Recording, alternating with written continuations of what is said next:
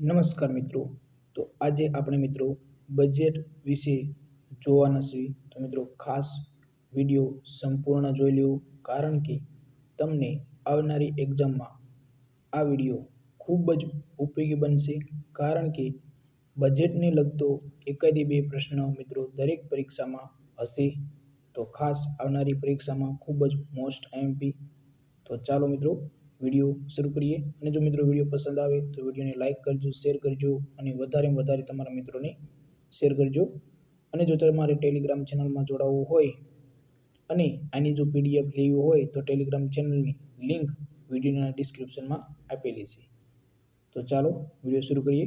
તો મિત્રો બજેટ 2024 ખાસ મિત્રો બજેટ જે રજૂ કરવામાં આવે છે તે કોના દ્વારા રજૂ કરવામાં આવે છે તે બધા જ પ્રશ્નો તમને આ વિડીયોમાં મળી રહેશે.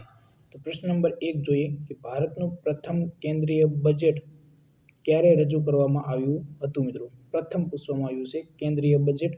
તો જવાબ આવશે મિત્રો 1947માં પ્રથમ કેન્દ્રીય બજેટ રજૂ કરવામાં આવ્યું હતું.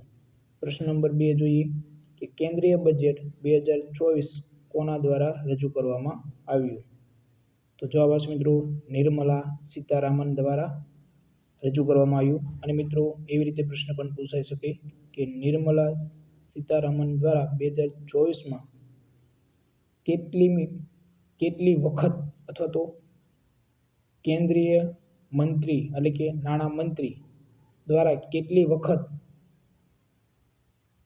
બજેટ રજૂ કરવામાં આવ્યું. તો મિત્રો 6 વખત. ખાસ સીતારામે એટલે કે નિર્મલા સીતારામને 6 વખત બજેટ રજૂ કર્યું. પ્રશ્ન નંબર 3 જોઈએ કે નાણામંત્રીએ 1 ફેબ્રુઆરી 2024ના રોજ કયું બજેટ રજૂ કર્યું. મિત્રો નાણામંત્રીએ 1 ફેબ્રુઆરીના રોજ 2024ના રોજ કયું બજેટ રજૂ કર્યું.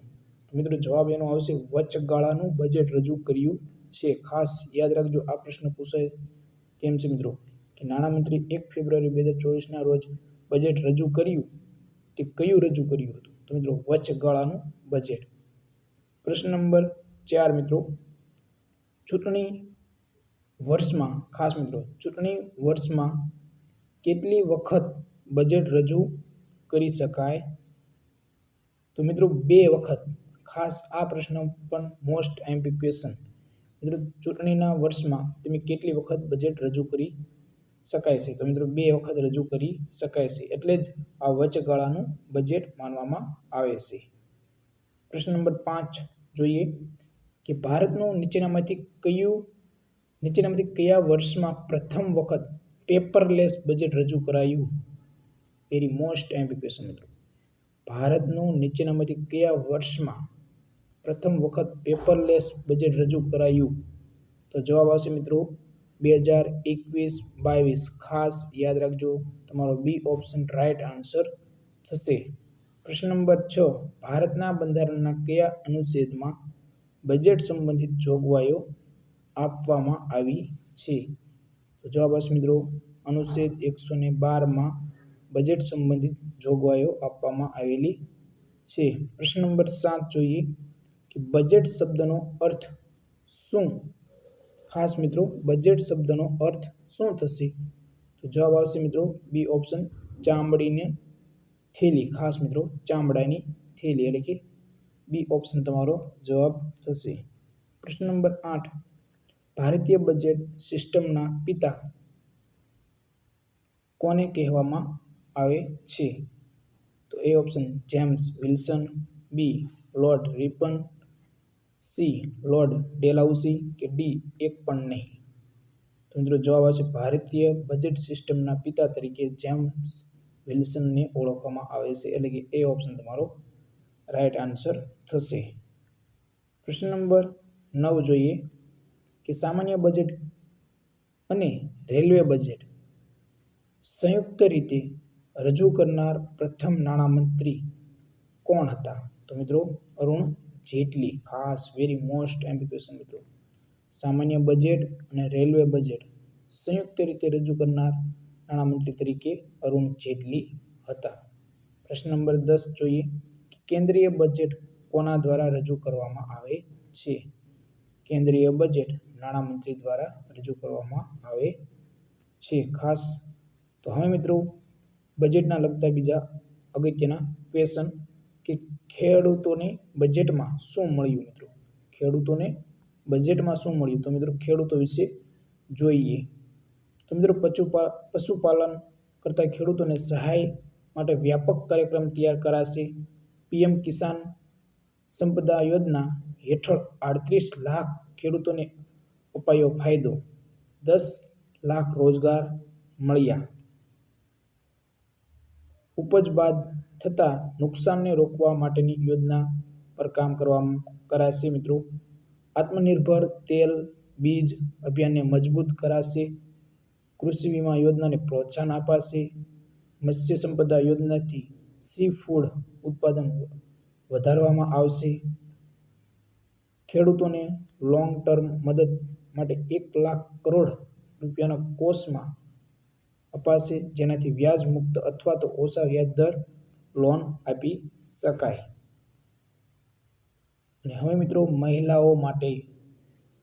મહિલાઓ માટે વિશેષ રસીકરણ કરાશે. મિત્રો આવું નિર્મલા સીતારામન દ્વારા જણાવવામાં આવ્યું છે.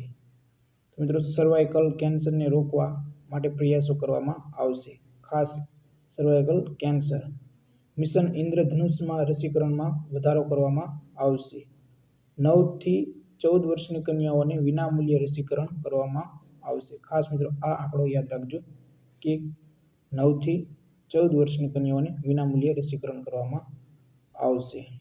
અને બીજું મિત્રો કે 40,000 રેલવેના ડબ્બાને વંદે ભારતમાં બદલવામાં આવશે. મિત્રો ખાસ આ વેરી મોસ્ટ એમ્બિક્વેશન 40,000 રેલવેના ડબ્બાને વંદે ભારતમાં બદલવામાં આવશે. પીએમ આવાસ યોજનામાં 3 કરોડ ઘરના લક્ષ્યની નજીક. આવનાર 5 વર્ષમાં આવાસ યોજનામાં વધુ 2 કરોડ ઘર બનશે. ખાસ મિત્રો 2 કરોડ ઘર બનશે આવનાર 5 વર્ષમાં. અને મિત્રો સોલર રૂફટોપ યોજનાથી 1 કરોડ પરિવારને દર મહિને 300 યુનિટ ફ્રી વીજળી મળશે. મિત્રો ખાસ ફ્રી કેટલી વીજળી?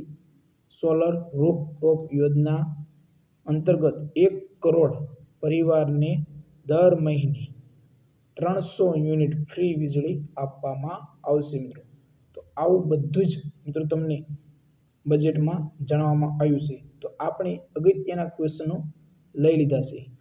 અને જો મિત્રો તમારે કોઈ પણ પ્રશ્ન હોય તો તમે કોમેન્ટ બોક્સમાં જઈને કોમેન્ટ કરી શકો છો. અને આની પીડીએફ જો તમારે જોઈતી હોય તો આપણી ટેલિગ્રામ ચેનલ આપે છે, જેની લિંક મિત્રો વિડીયોના ડિસ્ક્રિપ્શનમાં આપેલી છે ટેલિગ્રામ ચેનલની. તો આજે જ જોડાઈ જાઓ, તમને આની પીડીએફ તમને ટેલિગ્રામ ચેનલમાં મળી રહેશે. તો કોઈ પ્રશ્ન હોય તો કોમેન્ટ કરી શકો છો. જો તમને વિડીયો સારો લાગ્યો હોય તો વિડીયોને લાઇક કરો, શેર કરો, તમારા મિત્રોને વધારે શેર કરો. તો જય હિન્દ મિત્રો.